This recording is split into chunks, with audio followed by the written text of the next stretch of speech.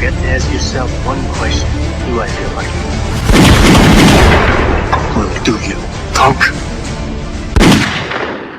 Alright guys, what is up? And today I'm using the RPD on Scrapyard. I think, yep, that's Scrapyard, playing Domination, and I go 62-12, I think it is. Just-tastic.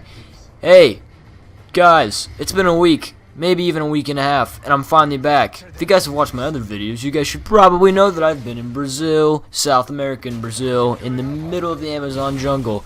I'm not just saying I wasn't just in Brazil. I was in the Amazon jungle fishing with my grandfather and my uncle, and that's what I've been. I haven't been slacking on you guys. Even though I've had a shit ton of homework, I actually was in the jungle. I was doing something. And before you guys ask millions of questions, I'm going to just explain my whole trip in this 11-minute commentary, I think it is. So sit back and relax and enjoy this awesome commentary of my Brazil trip. So, you know, I live in Columbus, Ohio. I know you guys might be like, wow, he's giving away personal information. Just don't come to my house. You really don't know where my house is. I just said Columbus, Ohio.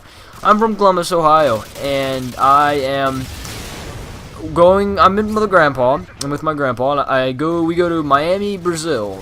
Okay. Ugh. I'm really sorry. I am kind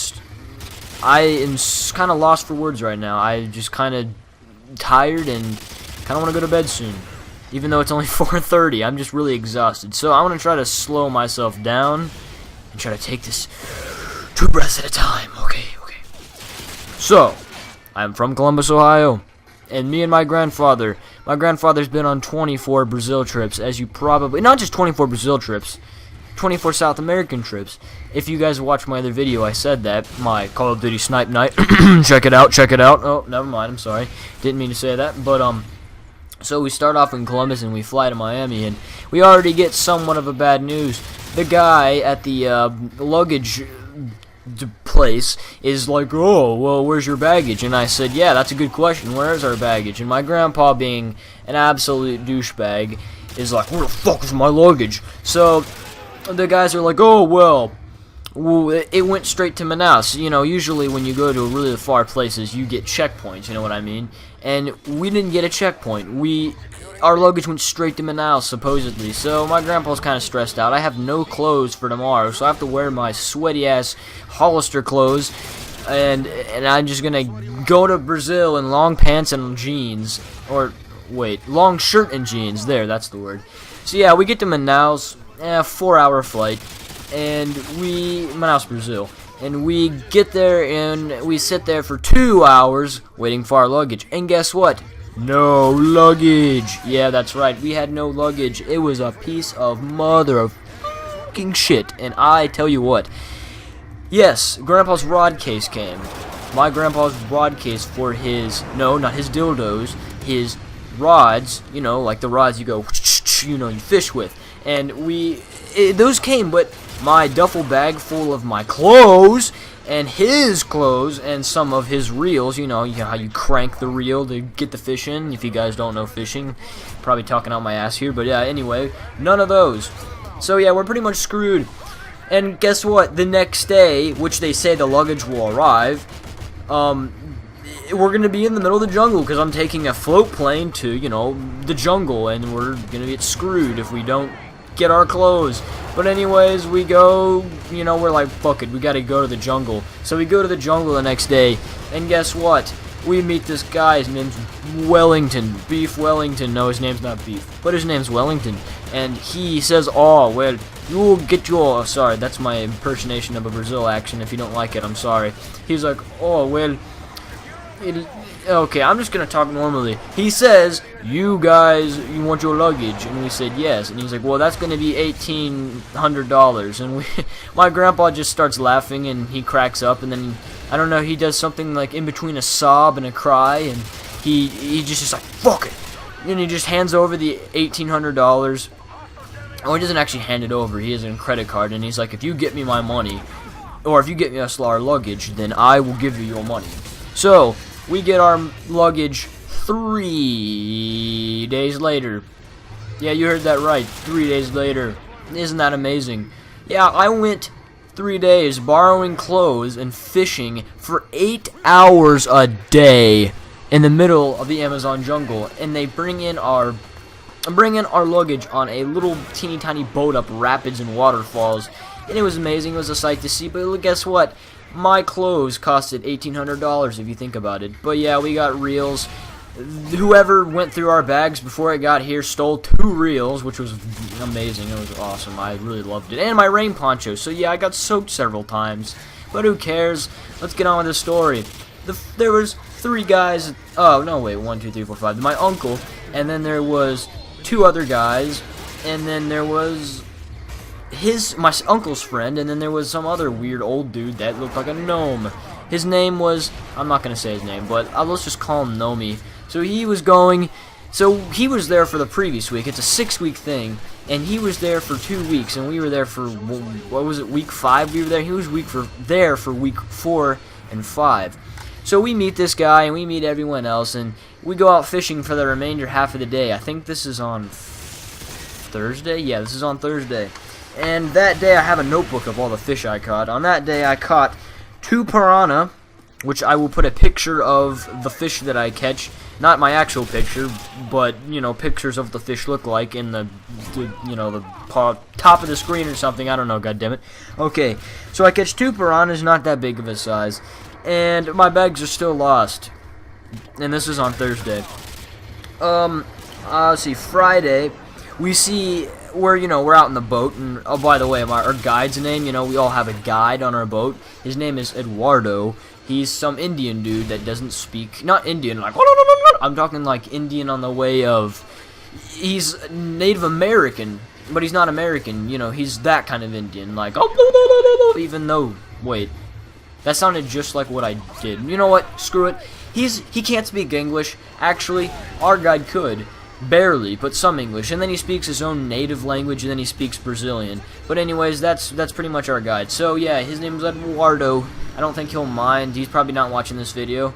I mean, he has cable, I think, in their village, but they don't have... Oh, you know what? I'm getting distracted. Okay, so Friday I caught a red-tail catfish, which is 60 pounds, which is a pretty nice size for a red-tail. If you guys want to see that red-tail, that beautiful red-tail in the left corner of the screen, that is what I caught. They have a very signature thing that they do, when you, number one, they make your lure, not your lure, they make your line, or your rod, that's the word, they make your rod go at a 90-degree angle when you catch one, and you hear the line on the rod go, it's running like crazy, guys, and you get this thing, and you haul this thing in, and it starts doing this really low-pitched grunt, it's like,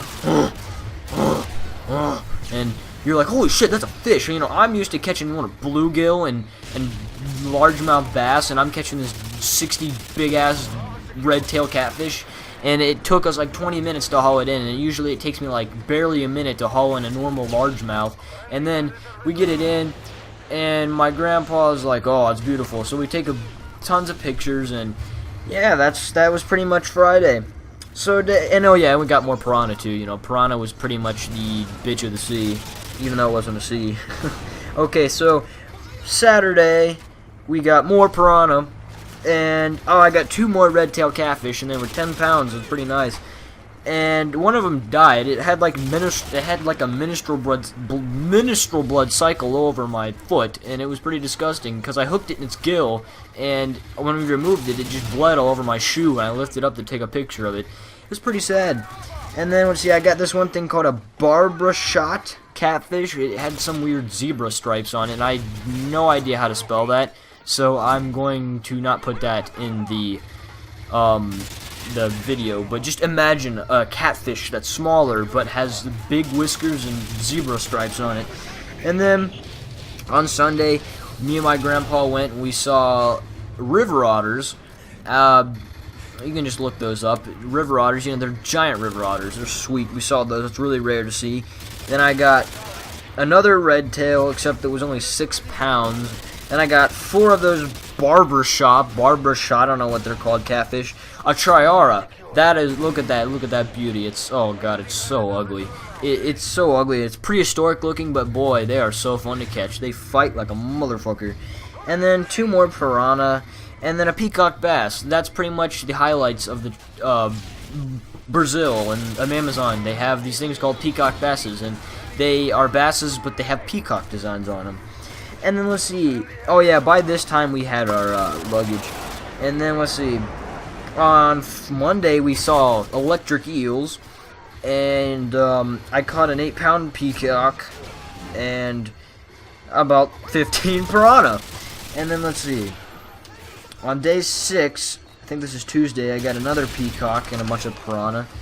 Oh yeah, day 7, I think this was Wednesday, I caught a oh yeah, another red tail, except this time it was 65 pounds, which another 5 pounds is a big difference.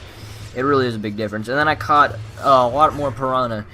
Then the last day I got a 5.5 pound piranha, which is huge. If you know, these things usually average around 2.5, and this thing was 5.6. And my uncle got a 6 pounds and 10 ounces. Now that's amazing. He almost got 7-pound freaking piranha, and those things look like giant dinner plates. And it's funny because the world record was caught in that area, and it was in this little blackwater area where it's just like covered with trees, black beautiful water, and there's like no one around. It's simply quiet, nothing but the nature, and that's where all the big boys are caught with the bait. You catch them with bait, and then you catch like the peacock and the triara with things called Zara spooks. And if you look them up online, they're like long like lures, and you like do this thing with the rod and you shake it and it like wiggles in the water.